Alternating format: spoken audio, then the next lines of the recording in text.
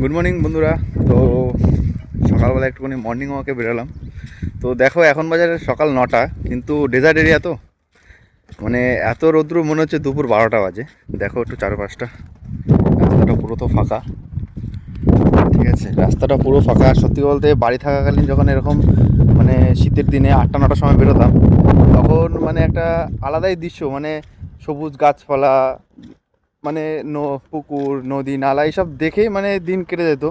কিন্তু সত্যি বাইরের দেশে থাকাকালীন না, দেখো এই সকাল 9টা বাজে এখন, মানে এই রাস্তাঘাট দেখো, আর ডেজার্ট এরিয়া তো পুরো বালি বালি, আর কিছুই দেখা যায় না। তো তোমাদের আমি একটু দেখাই, দেখো সকাল 9টার পরিস্থিতি। আর মানে কি বলবো, এত রৌদ্র মনে হচ্ছে দুপুর 12টা বাজে। তো যাই হোক, বিদেশ মানে বাইরের দেশে ডেজার্ট এরিয়ায় থাকলে এরকমই, মানে সকালে উঠে বাড়ি থাকলে সকালে উঠে দেখতে পাতাম সবুজ গাছপালা, আর এখানে সকালে উঠে দেখি মানে বালি আর বালি, আর কিছুই না। তো আমি জাস্ট বেরিয়েছিলাম এখানে হাঁটতে, পুরো বাইরেটা দেখো।